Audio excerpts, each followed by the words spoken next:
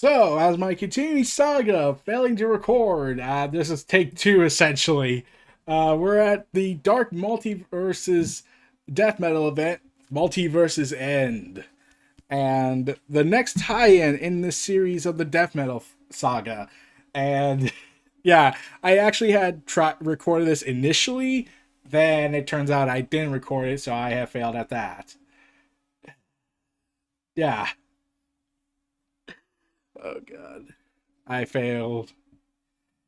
Multiverses End, written by James Tyrion, who is doing a ton of work and has his hands in multiple places, such as Department of Truth, Batman, Justice League from time to time. Let's see. He's also working on short stories. Like, he has his hands in multiple baskets. Earth 3, Centropolis, the United States of America. You know, the attempt to be edgy. With a K instead of a C. It's beautiful, isn't it? The tuning fork towers, destroying life and making them suffer in anguish. The sound, I mean. I've been listening to the hum of it for weeks now. All the fear and agony of the little people of your sad earth ringing forth to keep Perpetua powered as she destroys universe after universe. All of them wondering why they haven't been saved yet, calling out to their heroes. But of course, they're much too stupid to understand. They stepped through the dark side of the mirror. Trust me, Green Lantern. Who is John Stewart? Trapped and beaten. It would have only given them hope, and that's cruel at this point. Good never prospers on Earth 3. The crime syndicate always seen to that. Owlman takes a sip of his expensive wine. Here's a good example. This champagne cost $2,000 a bottle. It was a bribe from the Prime Minister of some horrible little country, so he wouldn't kill his family. It didn't stop us, of course, but I raided his wine cellar after we did the job. You're disgusting. It speaks. I want to understand how thoroughly you've already lost. And then so this artwork is very mixed. Like, it's so mixed to me. Because there's this very skinnier version of Perpetua, all veiny and everything. And we see the return of Earth 3, the Crime Syndicate's Earth, Earth X, aka Nazism, Bizarro Earth 29, Vampire Earth 43, and Earth 50 with the Justice Lords. Nice to see them again. As narration continues, it doesn't take a genius to see what you heroes have planned. Perpetua, mother of the multiverse, has sided with the monsters of the dark multiverse to help her reshape all of reality into her own image. There are tuning forks planted in the remaining multiverse worlds, those that best match her dark ideology. Each of these tuning forks is capturing the psychic energy of the people gathered from Earth Zero, the center of the multiverse. Their agony keeps her powerful enough to finish the job to destroy universe after universe, to tear down the Ori of worlds and start again from scratch. From what I understand, there are only 6 Earths left in the multiverse, and yours has become just as twisted as any of ours. Now you and all your grandstanding, chest-pounding hero types, your plan is obvious enough. You managed to scrounge up the last heroes of the multiverse. Justice incarnate. You're trying to save the people of your world, and you destroy the tuning forks. You want to cut Perpetua's power right at the source. You led a team here to Earth 3, and I'm betting there are other teams on each of the other Earths right now. It's a simultaneous multi-Earth attack. But it's going to fail. Perpetua has already called our allies on Earth 0 for reinforcements. When they arrive, they'll wipe you off the face of existence. And we see the continuing weird artwork where Superman punches Ultraman. Nothing wrong with that, but it's the face Ultraman is making. He has Youngblood's disease, and he's very not as reactive as he probably should be being punched in the gut, other than whited eyes. While Superwoman goes ahead and tosses a car reminiscent of Superman from Action Comics. And Owlman proclaims, this gun is from Quard, at the heart of the antimatter universe. Its yellow bullets will whip through your little ring's constructs like they were crepe paper. If I kill you now, Perpetua will win, and the multiverse as we know it will end and be reborn in her image. But that's where I have trouble. I am the greatest strategic mind of my world, and I have a sinking suspicion that if Perpetua wins, we all lose. There won't be any little prime ministers to bully around for $2,000 bottles of champagne. John Stewart points out the obvious. Then help us, damn it. With the crime syndicate on our side, we can turn the tide against Perpetua. There's a plan underway on my Earth. If these towers come down in time, we can stop her. God below, I hate the people of your world. You sit at the center of our multiverse and you act like you're so much better than the rest of us. Did you hear the self-righteousness in your voice right now? Well, if you're not interested in helping, then you would have already killed me. Oh, I don't want to help you. If I could sit back comfortably in this world, and watch all your people burn alive, I would do it, and I would make popcorn. But this is a personal matter. And he crushes the glass, which no doubt will bleed his hands dry. I know how the multiverse is meant to work. And Owlman is supposed to be the darkest reflection of Batman. And in the multiverse, not that thing from reality's dark underbelly. You might help us stop the destruction of the multiverse because you're feeling petty? Lose that tone, Lantern! And I've been to each of the towers. I booby-trapped them all weeks ago. With the press of a button, I can bring them all down and give you your victory. But I'm going to need assurances. Earth Nazism! Guy Gardner beats the living heck out of Superman of Nazism. Any last words before I crush your meat out of your subhuman skull? Yeah, eat dust, you Nazi piece of I've been practicing my one-punch knockout for years. After being repeatedly punched in the face by Batman, I'm pretty sure that's a helpful thing. He then gives orders to Kid Flash, Iris, to go ahead and see if they can get more people off-world before they destroy the tower. Meanwhile, Kid Flash is understandably pissed, saying, "Hurry! I'm running so fast I can hear the voices of the dead Flashes of the multiverse scream my name from the Speed Force, so don't you bark orders at me. You still have an Earth. I lost my entire universe. All my friends and family gone." Captain Carrot gives a reassuring speech about hope and everything, moving Iris to tears. She claims that she needs more time to get the rest cleared in just another 10 minutes. And so, let's see, punch more Nazis, and then speeds off after Guy Gardner gives the assurances of yes, that'd be great. Guy Gardner and Captain Carrot thank each other for their help, and Guy Gardner gives another order to go ahead and continue punching more Nazis. We get further reports. Yeah, the reason why I'm speaking through this is because I already went in detail in the previous recording, which wasn't really much of a recording, and I don't want to try again. I am so lazy sometimes. Hal Jordan is on Earth 29, and aka Earth Bizarro. Green Lantern Kyle Rayner is currently hanging out with the vampires and threatens to bite them all. Meanwhile, the Justice Lords are being captured by Jessica Cruz and Simon Ace. And Hal Jordan and John Stewart is currently MIA. And we get Ultraman screaming at President Superman, proclaiming, "You're not my president!" Yeah, definitely not political commentary. Owlman continues to talk. This President Superman and Wonder Woman. They're impressive specimens, a credit to the dead universes that spawned them. I honestly thought Ultraman and Superwoman would have slit their throats by now, but they're holding their own, which is good. That means we have time. Time? Are you kidding me? There's no damn time left. If these towers don't fall before the missions are complete back on Earth Zero, there's no chance of victory. You and your Justice League were responsible for releasing Perpetua back into the multiverse. I want to know everything you know about what she is, why she's doing this. I won't help unless you help me understand. Fine. I was able to piece the missing parts of the story together with the databanks at the House of Heroes. In the beginning, there was the source. So we get this narration regarding the source, which, people initially thought was Dr. Manhattan because it's blue all the time. And this scene also gives way to the idea that since the multiverse has the omniverse and everything, the Marvel universe could still interact, and the one above all is one of them. What would actually explain, because they also mentioned how the creators of these multiverses would die and allow their energies to return to the source. So that would mean the one above all, who has very, very, very rarely appeared in the Marvel stories, probably always died and went back to the source.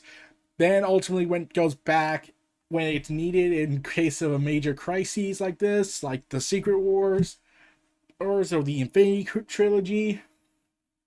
So Yeah, it mentions how Perpetua refused and started turning everyone into deadly apex predators until the children of the monitor of Perpetua locked her away with cartoonishly outlandish wall trappings that becomes known as the Source Wall.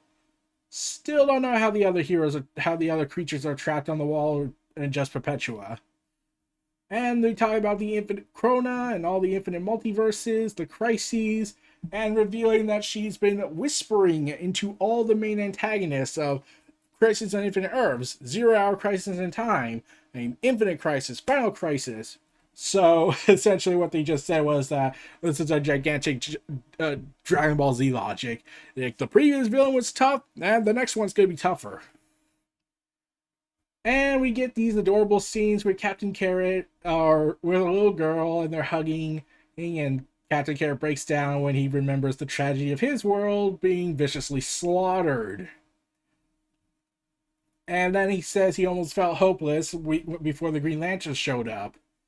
Guy Gardner reminisces on his Crisis world. I hate to say it, but it's still pretty lost, overrun by monsters from the dark multiverse's nightmarish versions of Batman. Our people there have a plan now to reset things, to put things all back like it's supposed to be.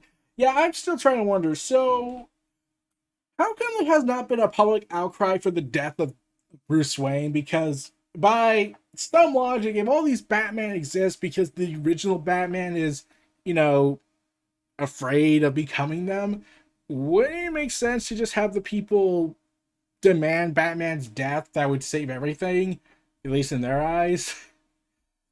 In fact, that's the same logic as saying, why don't the government just execute the Joker, but, plead insanity? Captain Carrot asks if his world would be born again, if the zoo crew will have another day in the sun. Guy Gardner says he hopes so. And Iris returns with bad news. Guy Gardner assumes it's more Nazis he can punch. Nope, it's Perpetua. Children of the multiverse, it is useless to run from my love and my judgment. Your fates have already been sealed, but my allies from the dark multiverse will happily speed up the process. And she literally, in this artwork, spits out the Rainbow Batman Corps led by Baby Batman. And he claims that he will skin them alive because he is very, very cranky. Even Ultraman's like, wait, who are you guys? You're the Rainbow Corps? Wait, are we supposed to be the dark multiverse? Shouldn't we, be dark and broody? Superman smugly proclaims, looks like the cavalry's here. And thus, resistance has begun to lower. With the allied help of the Rainbow Corps, they start to take down the Green Lanterns. Jon Stewart continues, enough, Owlman, you've had your history lesson. There isn't time for any of this. Owlman just says, I won't make my move until I understand the stakes and my place in all of it. I need to understand how I benefit from betraying Perpetua. You still need to convince me. Fine. Just know that this next bit is a bit harder to grasp because for each of these shifts, my history has changed. Crises are strange. It's difficult to remember the exact events after they've happened. I mean, granted, when you retcon the entire universe every single second of the day, hey, I'm surprised you even have a memory of a dream. So, after these whole things, the universe being stabilized, but there's a crack forming, and Perpetua knew she needed to create more crisis events. So she whispers to all the characters throughout the 4 crises: Crisis in Time, Crisis, Infinite Crisis, Final Crisis, and Barbados' Dark Multiverse War, Dark Knight's Metal, which was originally going to be called Dark Crisis. And again, this really I didn't really like the idea when I heard this because I was thinking to myself, so instead of it being tragedy and manipulation from the characters of these other universes, they're just all manipulated forces of Perpetua. At least you got Alexander Luthor, Superboy Prime's motives. Is they felt like the Earth, along with manipulating Superman of Earth 2 and Lois Lane, how they felt like the universe they were living in was becoming corrupt and darkened by all the recent events, like the death of Maxwell Lord, the death of Jason Todd, all these horrible events of dark storytelling. At least you got their motives. You understood where they were coming from, and you did agree to some minor extent why you understood why they were thinking this way. But now it's just saying, oh, Perpetua did it. So wouldn't that mean that Superboy Prime essentially seemed to be, with later solicitations that came out, it does look like Superboy Prime is going to learn this truth, to realize that Perpetua is now the cause of, well, the death of Laurie and all his friends and family, and she's the one that can bring them back since she has the power. So he's clearly going to try and fight this. And then they go on to mention that when they use the element artifact straight from the World Forge to lock the Dark Multiverse away, the source wall ripped open and Perpetua was finally free. John just says, that's the short version. And I was thinking to myself, the short version? What's the long version? I'm like, granted, that would be 50, 80 years or so of continuity history. But he goes on to mention this little tidbit. The trick with Element X is probably why you and the rest of the crime syndicate are alive. And Owlman realizes something. Explain yourself. You were killed along with the rest of the crime syndicate a little while back on my world. You invaded after Earth 3 had been destroyed, but every time the universe breaks, it heals its wounds. Referencing the events of Forever Evil. You're telling me I'm not the original Owlman? And as the baby Batmans beat the living heck out of everyone else, because even Iris was like, are we really about to beat up a bat baby? Beat up a baby? An evil Batman baby. Make that an evil Batman baby with a brain of a fully grown evil Batman. And their hunger for ultra violence. Yeah, that makes sense. And the Rainbow Corps subduing the Green Lanterns, with one Batman mentioning to Kyle Rayner, because they wanted to reference this, I know what to do with this one. Where can we find our refrigerator? Yeah, for some reason they felt the need to reference the infamous event that caused the women in refrigerator trope, which led to Kyle Rayner's girlfriend being killed by Major Force and stuffed into a refrigerator for dramatic effect. Yeah. Pretty sure Gail Simone's not happy. Owlman back with him and John, he says, I need proof. I have the drive from the House of Heroes. It contains Harbinger tech that are only records of the different iterations of the multiverse. Hand it over. Here, take it. I am Harbinger. What is your query? I am the Owlman of Earth 3. Tell me how my predecessors died. Compiling. The first iteration of Owlman died with the first Earth 3 during the Anti-Monitor's Crisis event. His planet was reformed in the Antimatter universe after the collapse of the multiverse, and a new second Owlman formed alongside the new iteration of the Crime Syndicate. His world began to deteriorate when the last survivors of the original Earth 3 instigated another crisis-level event and recreated the multiverse in its current 52 model. The third Owlman was born with the other new 52 Earths, and helped lead an invasion of Earth Zero after his world was destroyed by the reconstituted Anti-Monitor. He was ultimately eliminated by being known as Dr. Manhattan to cover up Manhattan's secret meddling with the history of Earth Zero. Yep, he has learned the Torah of Truth. He is the fourth Owlman of existence. But he smiles and then grins, and much to Jon Stewart's confusion, he laughs maniacally like a psycho Joker. He then wonders, what are you so happy about? And Owlman frees him from his shackles. I just understood something crucial, the bit of reassurance I needed in order to act. What the hell are you talking about? Don't you see, Jean? I have existed in every iteration of our multiverse. If it survives, I survive. And he escapes, leading up to Ultraman and Superwoman. Ultraman, I just want you to know that I've always dreamed of doing this. The hell you on about, Owlman? And probably shoots Ultraman. You treacherous son of a... and kills Superwoman. By the gods! Wonder Woman of Stan Lee's universe. He's killing his own teammates. What kind of twisted world is this? This is the original twisted world. The real deal. Now get that off my planet. Wait just a minute here. You're the one who took Jon Stewart down. We're not leaving without him. Oh, please, put up a fight. I'm feeling incredibly powerful right now. And I can't think of anything that would make me feel better than murdering superheroes. You're not murdering anybody. But before another fight can ensue, Jon Stewart arrives. Enough, he's on our side. You can't be serious. I'll explain on the carrier, but we need to get off world immediately. That's the deal. What about the tower? That's my mission, chums. Don't let the door hit you on the way out. And as President Superman and his team with Jon Stewart return to their ship, President Superman comments, I've always hated that Earth. John, this is Jon Stewart. I'm back in radio communication. I need all remaining speedsters on Earth 3 now. We only have a few minutes to evacuate the crisis tower and get out of that universe, out of all these universes. John, what the hell is going to happen in a couple minutes? Owlman goes and activates their frequency broadcasting, and at the multiversal frequency the bats are using. Alright then, I should be broadcasting directly across the multiversal frequency you ridiculous bats are using. This is Owlman with a simple message to whichever one of you is in charge. No, bats aren't welcome on Earth 3! Oh, that wasn't very clever now, was it? Baby Batman arrives! My Rainbow Batman have already taken back the towers. Soon we'll chase the lanterns down through the bleed. We'll take the people back in the name of Perpetua. You side with the losing team after they've already lost! What sort of backwater world is this? The bad kind. Why are you smiling? Oh no. And he activates a detonator. And even in the face of destruction, the Rainbow Batman Corps are like, and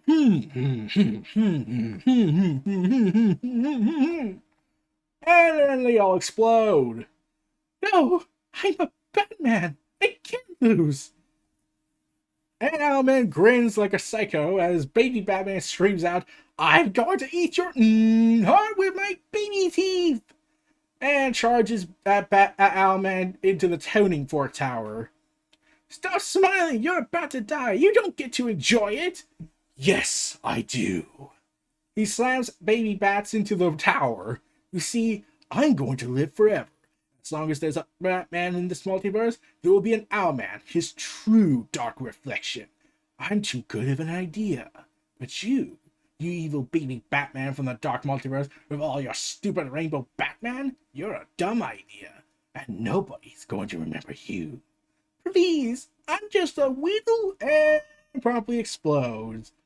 Anyway, and all the tuning towers are destroyed, much to Perpetua's anger, yelling out, no! This isn't possible! And her face summons the power of convulsion! And everything, and then it's expelled from the multiverse. We cut to the bleed with Jon Stewart and the rest of the survivors. You okay, John? I hear that Owlman messed you up pretty bad. I'm okay. I'm just glad to see all these people alive and well. It's the first time in a while I felt this kind of hope.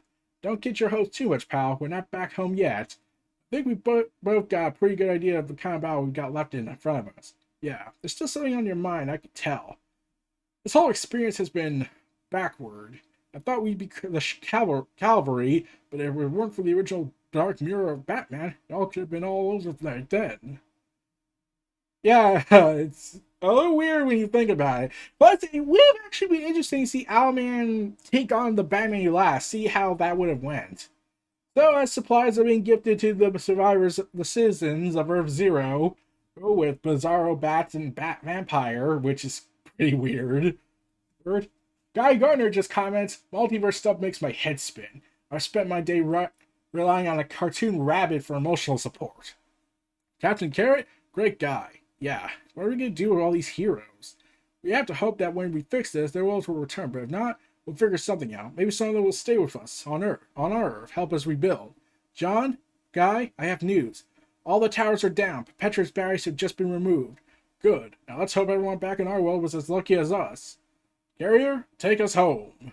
And thus their ship takes off, saying to be continued in the rise of the new god. So, yeah, they're probably screwed. So, we'll see how they'll fight the darkest night, and they're probably not going to last that much. So, let's hope they don't get killed. Well, and that was Dark Knight's Death Metal Multiverse's End. The artwork's very cartoonishly outlandish, and I get if it was probably because of Captain Kara, then I'm pretty sure that's the reason. But it's an overall good story. I love mostly the interaction between Jon Stewart and Owlman, and Owlman's motivation makes complete sense. because since his universe is all about evil and everything, pettiness over the fact that turns out, oh, I'm not the darkest reflection, it's this guy. Oh, then screw that guy. I'm gonna screw them over big time. And loving the crow commentary they make on this because it's just hilarious. But the fact that Owlman, the darkest reflection of Batman, is the savior of this issue, it's kind of hilarious when you think about it. Even Jon Stewart and Guy Gardner acknowledge, yeah, this makes no sense. But they're all heading back home, only for them to encounter the rise of a new god, the Darkest Night.